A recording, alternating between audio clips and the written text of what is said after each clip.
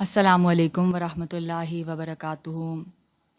میں امید کرتی ہوں آپ سب صحت اور عافیت کے ساتھ ہوں گے اور رمضان کی ان مبارک دنوں کا میکسیمم فائدہ اٹھا رہے ہوں گے۔ آج ہمارا جو سیشن ہے وہ جو ہم کنٹینیو کر رہے ہیں غصے کے اوپر، جو ہماری گفتگو چل رہی ہے غضب کے اوپر۔ امام غزالی نے جو غصے کو بھڑکانے والے اسباب پہ گفتگو کی، اور پھر یعنی ہم نے اس پہ بات کی کہ جو اس کے کازز ہیں اینگر کے، ان کو آئیڈینٹیفائی کرنا کیوں اتنا زیادہ ضروری ہے، کیونکہ جب آپ اس کے کازز کو، اس کے اسباب کو جان لیں گے تو پھر آپ اس کے اسباب پہ ورک کریں گے، اور پھر جب اسباب کو آپ کمزور کر دیں گے، مثلاً اگر آپ کے اندر غرور اور تکبر آپ کو لگتا ہے کہ ہے، تو وہ ایک بہت بڑی وجہ بن سکتی ہے غصے کی۔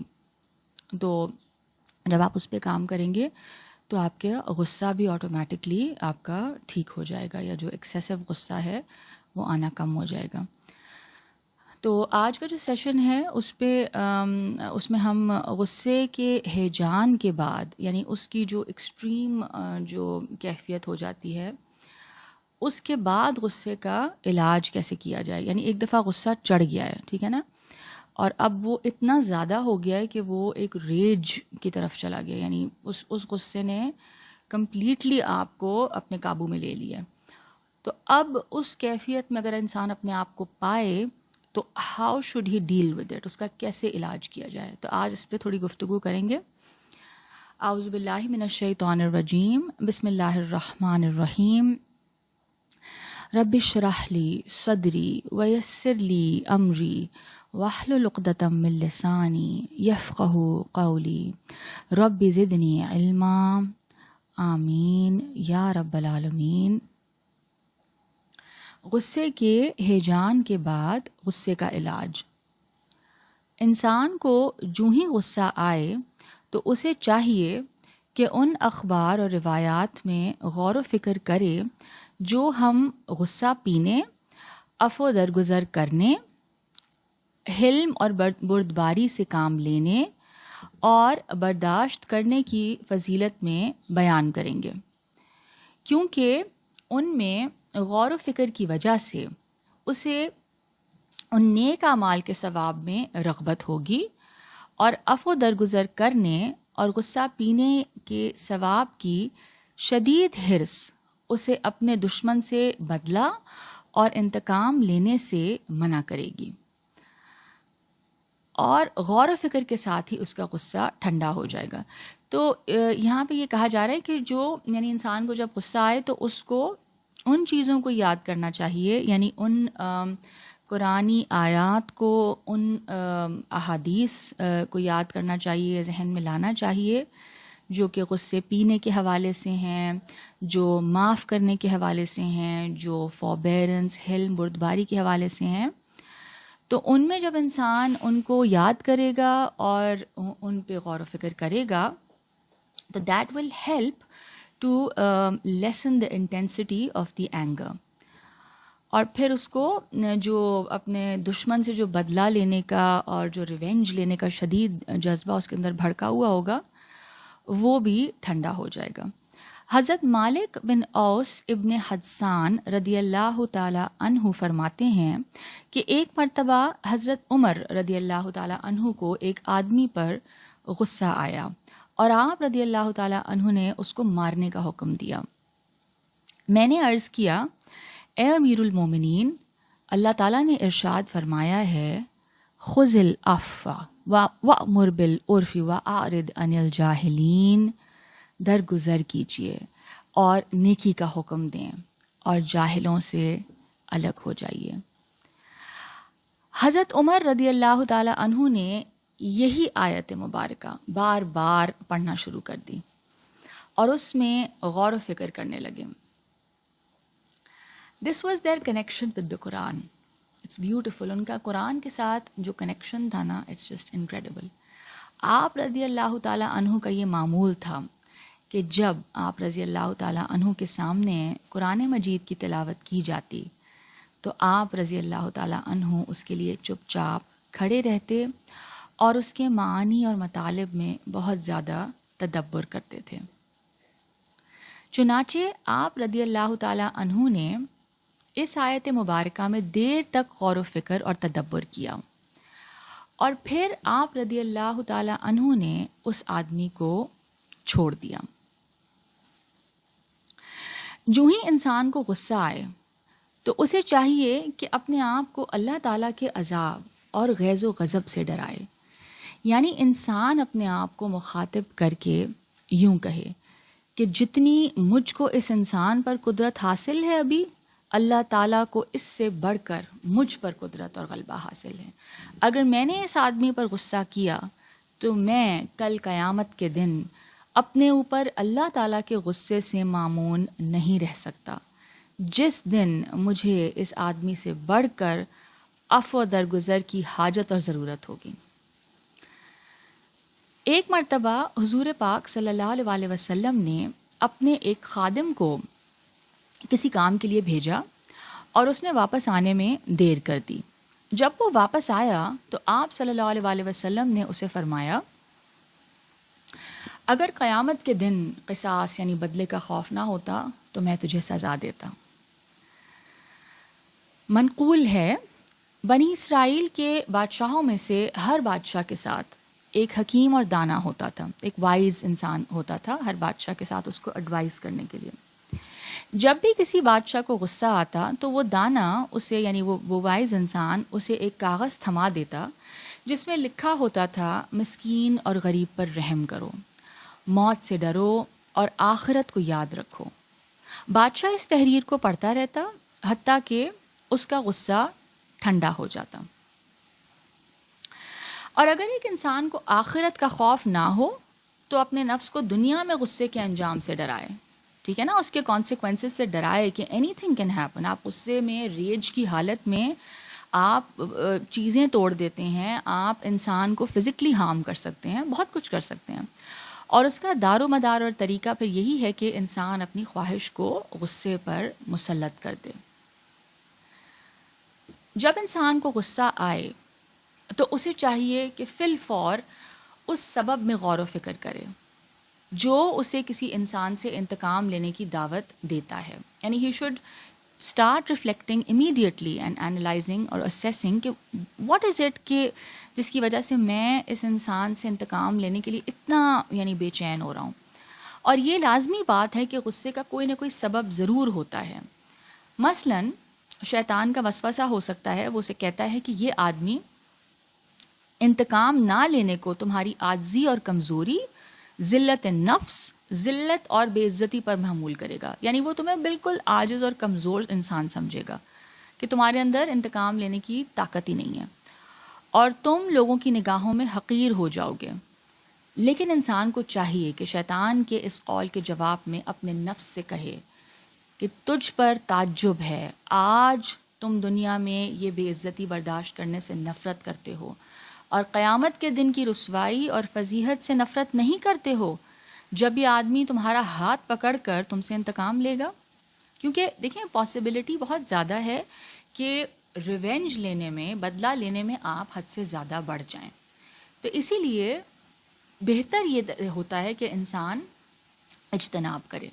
ویسے اجازت تو ہے کہ آپ اپنا یعنی آپ نے کسی نے آپ کی حتیٰ عزت کی یا کسی نے آپ کے ساتھ بہت برا سلوک کیا تو آپ بات کر سکتے ہیں اس شخص سے، لیکن یہ پاسبلٹی ہے کہ بہرحال کہ آپ بدلہ لینے میں آپ گناہ گار ہو جائیں، آپ لمٹس کراس کر جائیں۔ کیا غصہ پینے والا انسان اس بات کو پسند نہیں کرتا کہ جب قیامت کے دن ندا دی جائے گی، آواز دی جائے گی، جس آدمی کا اللہ تعالیٰ کے ذمے پر کوئی حق اور اجر ہے وہ کھڑا ہو جائے، تو اس آواز پر کھڑا ہونے والا یہی ہو، کیونکہ اس موقع پر صرف وہی آدمی کھڑا ہوگا جس نے دنیا میں عفو درگزر سے کام لیا ہوگا۔ جہاں تک عمل کے ذریعے غصے کے جوش کو ٹھنڈا کرنے کا تعلق ہے تو غصے کے وقت فوراً تم اپنی زبان سے اعوذ باللہ من الشیطان الرجیم پڑھو. میں پناہ مانگتی ہوں یا مانگتا ہوں اللہ کی شیطان مردود سے. ٹھیک ہے، اللہ کی پناہ طلب کریں فوراً. اللہ کی پناہ سے بڑی پناہ کوئی نہیں ہو سکتی. Seek refuge with Allah from the whispering, from the attacks of Shaitan. کیونکہ حضور پاک صلی اللہ علیہ وسلم نے غصے کے وقت اسے اسی طرح پڑھنے کا حکم فرمایا ہے. اور ایک روایت میں ہے کہ جب حضرت بی بی عائشہ رضی اللہ تعالی عنہا کو غصہ آتا تو حضور پاک صلی اللہ علیہ وسلم ان کی ناک پکڑ کر ان سے فرماتے، اے اویش یہ پڑھو، اے اللہ پیارے نبی حضرت محمد صلی اللہ علیہ وسلم کے رب میرے گناہ بخش دیں، میرے دل کا غصہ دور فرما دیں اور مجھے گمراہ کرنے والے فتنوں سے بچا دیں. جب تم میں سے کوئی آدمی اپنے اندر غصے کی شدت پائے تو وہ اگر کھڑا ہو تو بیٹھ جائے، اور اگر بیٹھا ہو تو سو جائے، اور اگر اس تدبیر کے ساتھ بھی غصے کی کیفیت زائل نہ ہو تو پھر ٹھنڈے پانی کے ساتھ وضو کرے یا غسل کرے، کیونکہ آگ کو پانی ہی بجھاتی ہے. اور یہ ایک روایت میں ہے کہ آپ صلی اللہ علیہ وسلم نے فرمایا، بے شک غصہ شیطان کی طرف سے ہے، اور شیطان آگ سے پیدا کیا گیا ہے، اور آگ ہمیشہ پانی کے ساتھ بجھتی ہے. ٹھیک ہے، water therapy, and it's very relaxing also by the way. لہٰذا جب تم میں سے کسی آدمی کو غصہ آئے تو وہ پانی کے ساتھ وضو کرے. ٹھیک ہے، water has a calming effect on the human body. اور ویسے بھی ہمارے جسم میں کافی حد تک پانی ہی ہے، body is made up mostly of water. حضرت عبداللہ ابن عباس رضی اللہ تعالیٰ عنہ سے مروی ہے کہ آپ رضی اللہ تعالیٰ عنہ فرماتے ہیں کہ حضور اکرم صلی اللہ علیہ وسلم نے فرمایا، اور جب تمہیں غصہ آ جائے تو خاموش ہو جاؤ. خاموش ہونا بہت ضروری ہے، کیونکہ دیکھیں غصہ جو ہے نا وہ آبویسلی آپ اپنی زبان سے ہی ایکسپریس کرنا شروع کرتے ہیں سب سے پہلے، اور دیٹ از دا بگننگ. تو انسان اگر اپنی زبان پہ قابو پا لے غصے کے وقت تو یہ بہت بڑی اس کی یعنی ایک طرح سے اس کی ایک وکٹری ہوگی. ٹھیک ہے، he will be overcoming his anger.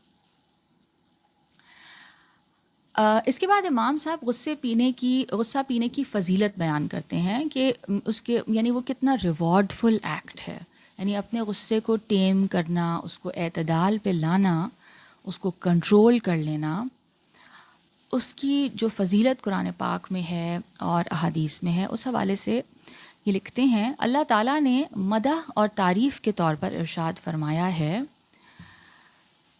وسارعوا، یہ سورہ آل عمران کی آیت 133 اینڈ 134 ہیں. وسارعوا الی مغفرۃ من ربکم وجنۃ ارضها السماوات والارض اعدت للمتقین. اور اپنے رب کی بخشش کی طرف دوڑو اور جنت کی طرف جس کا عرض آسمان اور زمین جیسا ہے، جو پرہیزگاروں متقیوں کے لیے تیار کی گئی ہے، تقوی والوں کے لیے، گاڈ کانشس لوگوں کے لیے. کیا کرتے ہیں یہ؟ الذین ينفقون فی السراء والضراء والکاظمین الغیظ والعافین عن الناس واللہ یحب المحسنین. جو خوشی اور تکلیف میں خرچ کرتے ہیں، چاہے ہے یا نہیں، کم ہے یا زیادہ ہے، شیئر کرتے ہیں، اور غصہ پی جاتے ہیں، ضبط کرتے ہیں، اور لوگوں کو معاف کرنے والے ہیں، اور اللہ نیکی کرنے والوں کو دوست رکھتا ہے. تو یہ جنتی لوگوں کی ایک کوالٹی ہے. This should be motivation enough for us. حضور اکرم صلی اللہ علیہ وسلم نے فرمایا، تم میں سے سب سے زیادہ مضبوط اور طاقتور وہ ہے جو غصے کے وقت اپنے نفس پر غالب رہے، ان کنٹرول رہے. اور تم میں سے سب سے زیادہ بردبار وہ ہے، یعنی سب سے زیادہ فوربیئرنگ کون ہے؟ جو قدرت کے باوجود، یعنی طاقت ہونے کے باوجود کسی کو معاف کر دے. حضرت عبداللہ ابن عمر رضی اللہ تعالیٰ عنہ سے مروی ہے، فرماتے ہیں کہ ایک مرتبہ حضور اکرم صلی اللہ علیہ وسلم نے فرمایا، آج تک کسی آدمی نے غصے کے گھونٹ سے زیادہ اجر و ثواب والا گھونٹ نہیں پیا جس کو آدمی صرف اللہ تعالیٰ کی رضا کے لیے پیتا ہے۔ ایک اور مرتبہ حضور اکرم صلی اللہ علیہ وسلم نے ارشاد فرمایا، اللہ تعالیٰ کو غصے کے گھونٹ سے زیادہ محبوب اور پسندیدہ کوئی گھونٹ نہیں جسے کوئی بندہ پیتا ہے، اور جب بھی کوئی بندہ غصے کو پی جاتا ہے تو اللہ تعالیٰ اس کے دل کو ایمان سے بھر دیتا ہے۔ اس کے بعد امام صاحب حلم اور بردباری کے حوالے سے جو اس کے فضائل ہیں اس پہ کچھ میں اس میں سے کچھ شیئر کروں گی ان کی کتاب سے۔ یہ لکھتے ہیں، جان لو حلم اور بردباری تو آپ سمجھتے ہیں نا، یعنی برداشت کرنا، ٹھیک ہے نا، بردباری فوربیرنس۔ حلم اور بردباری غصہ پینے سے بھی زیادہ افضل ہے، کیونکہ غصہ پینے سے مراد تحلم یعنی بتکلف بردباری کا مظاہرہ کرنا ہے، ٹھیک ہے۔ یعنی کہ غصہ پینے کا مطلب کیا ہے کہ آپ میں حلم نہیں ہے لیکن آپ کو غصہ آ چکا ہے اور آپ زبردستی اپنے غصے کو کنٹرول کر رہے ہیں۔ اور غصہ پینے کی اس آدمی کو ضرورت پڑتی ہے جس کا غصہ جوش میں آتا ہو، اور غصے کو روکنے کے لیے اس کو سخت مجاہدے کی ضرورت ہوتی ہے۔ He really has to fight with himself۔ لیکن جب انسان کچھ مدت تک غصے کو روکنے اور پینے کا عادی ہو جائے تو پھر یہ انسان کی عادت بن جاتی ہے، سیکنڈ نیچر بن جاتا ہے اس کا، اور اس کا غصہ جوش میں آتا ہی نہیں۔ اور اگر کبھی کبھار اس کا غصہ جوش میں آ جائے تو اسے پینے میں کوئی مشقت نہیں ہوتی۔ It is not such a huge effort for ہم۔ اور یہی طبعی حلم اور بردباری ہے، اور یہ عقل کے کامل اور غالب ہونے، یعنی آپ کی عقل سپیریئر ہو گئی ہے، کمپلیٹ ہے، ان کنٹرول ہے، قوت غضب کے ٹوٹنے اور قوت غضب کے عقل کے تابع ہونے کی دلیل ہے۔ لیکن اس کی ابتدا بتکلف بردباری کا مظاہرہ کرنے اور بتکلف غصہ پینے سے ہوگی، یعنی آپ کو یہ کیا کام یہ بائی فورس کرنا پڑے گا اپنے ساتھ، ٹھیک ہے۔ اس کی بگننگ کیسے ہوگی کہ آپ کو فورسبلی اپنے اندر یہ بردباری کا مظاہرہ کرنا ہوگا، اور غصہ بھی آپ کو زبردستی اپنے اوپر یعنی اس کو پینا پڑے گا۔ حضور اکرم صلی اللہ علیہ وسلم نے ارشاد فرمایا، علم تعلم کے ساتھ، یعنی علم کس طرح ہوتا ہے، ایجوکیشن کے تھرو حاصل ہوتا ہے، اور حلم تحلم یعنی بتکلف بردباری اور برداشت کرنے کے ذریعے حاصل ہوتا ہے۔ اور فوربیرنس کیسے حاصل ہوتی ہے، بتکلف یعنی آپ فورسبلی برداشت اپنے اندر پیدا کریں۔ اور جو آدمی بھلائی کے حصول کے لیے کوشش اور جد و جہد کرتا ہے اسے بھلائی عطا کی جاتی ہے، ٹھیک ہے۔ یعنی آپ اچھی نیت کے ساتھ جب یہ کام اللہ کی رضا کے لیے، اپنے تزکیہ نفس کے لیے جب آپ یہ کام کریں گے تو حضور اکرم صلی اللہ علیہ وسلم کی اس حدیث سے یہ پتہ چلتا ہے کہ ہمیں یہ بھلائی عطا کی جائے گی، اور جو آدمی شر سے بتکلف بچتا ہے اسے اس سے بچایا جاتا ہے۔ آپ صلی اللہ علیہ وسلم نے اس کی طرف اشارہ فرمایا ہے کہ بردباری پیدا کرنے کا طریقہ یہ ہے کہ بتکلف ابتدا میں بتکلف برداشت کرے اور بردباری کو اختیار کیا جائے، جس طرح علم حاصل کرنے کا طریقہ تعلیم ہے، یعنی سیکھنا ہے۔ حضرت ابو ہریرہ رضی اللہ تعالیٰ عنہ فرماتے ہیں کہ ایک مرتبہ حضور اکرم صلی اللہ علیہ وسلم نے فرمایا، علم حاصل کرو اور علم کے ساتھ وقار اور سکون اور حلم اور بردباری بھی سیکھو، ٹھیک ہے۔ آج کل علم کے ساتھ تربیت نہیں ہوتی انفارچونیٹلی۔ زیادہ تر جو تعلیمی ادارے ہیں ان میں یہ بہت فقدان ہو گیا اس چیز کا۔ تو یہ حدیث پاک میں ہے کہ جن کو تم سکھاتے ہو اور جن سے تم علم سیکھتے ہو ان کے لیے نرم ہو جاؤ اور سرکش اور مغرور علماء میں سے نہ ہو جاؤ، ورنہ تمہاری جہالت تمہاری بردباری پر غالب آ جائے گی۔ آپ صلی اللہ علیہ وسلم نے اس حدیث پاک میں اس بات کی طرف اشارہ فرمایا ہے کہ تکبر اور سرکشی، ایروگنس اینڈ ریبیلین، دونوں خصلتیں انسان کے غصے کو جوش دیتی ہیں اور بردباری اور نرمی اسے روکتی ہیں۔ منقول ہے کہ ایک دن حضرت عیسیٰ ابن مریم علیہ السلام یہودیوں کی ایک جماعت کے پاس سے گزرے تو انہوں نے آپ علیہ السلام کو برا بھلا کہا لیکن آپ نے ان کے جواب میں ان کو اچھا اور بھلا کہا. آپ علیہ السلام سے پوچھا گیا کہ وہ لوگ آپ کو برا کہتے ہیں اور آپ ان کو بھلا کہہ رہے ہیں. آپ علیہ السلام نے فرمایا ہم میں سے ہر انسان وہی کچھ خرچ کرتا ہے جو اس کے پاس موجود ہو.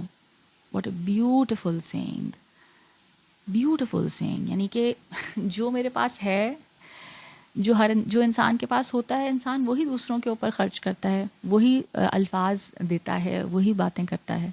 What a beautiful thinking. منقول ہے کہ ایک آدمی نے کسی دانا آدمی, کسی وائز آدمی کے پاؤں پر چوٹ ماری اور ان کو درد شروع ہو گئی, لیکن انہیں غصہ نہ آیا.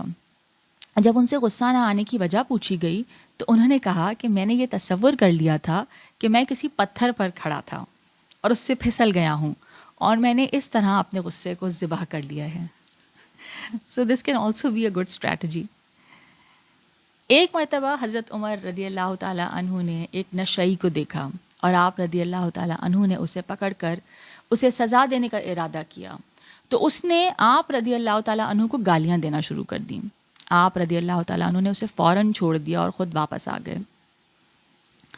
آپ رضی اللہ تعالیٰ عنہ سے عرض کیا گیا اے امیر المومنین, جب اس نے آپ کو گالیاں دی ہیں تو آپ نے اسے چھوڑ کیوں دیا ہے؟ آپ رضی اللہ عنہ نے فرمایا اس نے گالیوں کے ذریعے مجھے غصہ دلا دیا تھا, اور اگر اب میں اسے سزا دیتا تو وہ سزا میرے غصے کی وجہ سے میری ذلت کے لیے ہوتی, اور میں پسند نہیں کرتا کہ میں اپنی ذاتی حمیت کے لیے کسی مسلمان کو ماروں. اور اسی طرح کا ایک واقعہ بہت مشہور ہے جو حضرت علی کے لیے بھی آتا ہے. اب میں تھوڑی سی بات غصے کے حوالے سے کرنا چاہوں گی کہ اینگر اینڈ اٹس افیکٹس.